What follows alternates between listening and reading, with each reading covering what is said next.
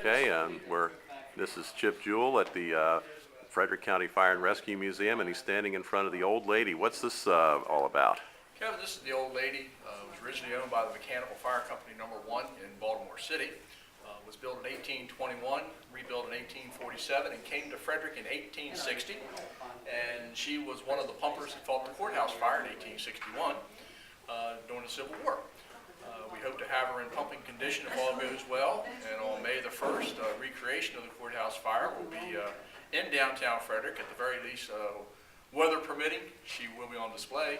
But we have several members actually hopefully getting her in pumping condition. We've had some rebuilt pistons shipped to us, and they've been installed. So we're cautiously optimistic that she'll be pumping water May 1st on the former courthouse, which is now City Hall in downtown Frederick. Is that thing? You sure that thing's going to work on that day? I mean, We're hoping so. We're making progress. now what is that tender behind used for? The trailer was actually built when the pumper came to Frederick, and the logic behind it was that water would be thrown into the trailer. The hard suction sleeve would come out of the back of the pumper into the trailer, and the people could throw water, the community would throw water into the trailer. It'd be pumped into the pumper and avoid the motion of the men pumping up and down. There'd be 10 people on each side. So you can imagine the motion back and forth. So this way the people could dump water, they were in a safe area, and not have to be in between the firemen as they were pumping the water, hand pumping. So that was like the old-time bucket brigade we hear about. Right, yeah, they'd get the water out of Carroll Creek or a cistern, dump it into the back. The hard sleeve would be put into here. The water would pump out of the trailer into the pumper, and then the front was the discharge, and then the water would be through a hose line in the front. Well, that was high tech back then. This was probably the largest pumper in Frederick in its time, yes. And what else do we have here in the museum that's of interest? We have a lot of artifacts here that, that probably, a lot of photos and badges and what have you. We're in the process of, actually, as you can see, putting the displays out to prepare for next week. A lot of information, particularly from the fire companies in Frederick, as they're the oldest, and some pictures. This actually is a uniform from the Ladies Auxiliary of the Junior Fire Company back in the 40s. Ed Crutchley actually has loaned this to us for display. And a lot of information, some of the older equipment. This was the last run of the Lily of the Swamp from the Uniteds, which that pumper is now owned by the Smithsonian Institute and actually on display at the Maryland Fire Museum in Timonium, if anybody gets a chance to go down. This is a picture of the first motorized ladder truck in Frederick, which was an Aaron's Fox. And a lot of people don't know it, but actually that ladder truck ran out of the Junior Fire Company on North Market Street before they built the Citizens on Court Street. Okay. And other information from some of the local companies, information about the militia in Frederick that went to Harper's Ferry.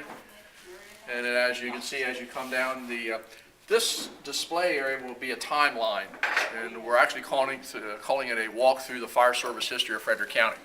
And each company or organization in Frederick County is being displayed by date, so when they came into existence. So Vigilant Hose Company and Guardian Hose Company and Thermont are actually two of the older companies in Frederick County after the Frederick City company. So that's why they're shown, even though this says Company 10 and not the next number in order, but organization-wise, Vigilant Hose Company of Emmitsburg and Guardian Hose Company of Thermont are actually the next oldest companies to be displayed. So we're going around and putting up the I see companies. one that says Forest Warden, report forest fires. Yeah, this here. is a little bit of information from the Frederick area forest rangers. You have a picture of, for example, Herman Toms actually planting the trees for their Frederick watershed back in the 50s. 10,000 pines were planted in the watershed. This was one of the danger signs from the forestry and Kendall and some of the people. So, this is actually the little display we're putting up for. I see there's some what looks like toy trucks there, but they're Yeah, not. that was actually the anniversary of the Maryland Forest Service. And then we have information on the Maryland State Firemen's Association over in the display case. In fact, I think we got some more. So we're in the process of getting things out as we speak. This actually will be displayed. Lydia Butterworth, who I spoke about, that was the one that found the old lady. She actually passed away a few years ago in a battle with cancer, but she really was a major contributor not only to the idea of a museum but to Frederick Fire Service history. And she was also one of the, if not the first female appointed to the State Fire Prevention Commission by the governor, and one of the first females to receive a fire protection engineering degree from the University of Maryland. So this actually is a certificate when she was appointed to serve on the Maryland State Fire Prevention Commission. I see William Donald Schaefer's signature Yep, there. Governor Schaefer, yeah.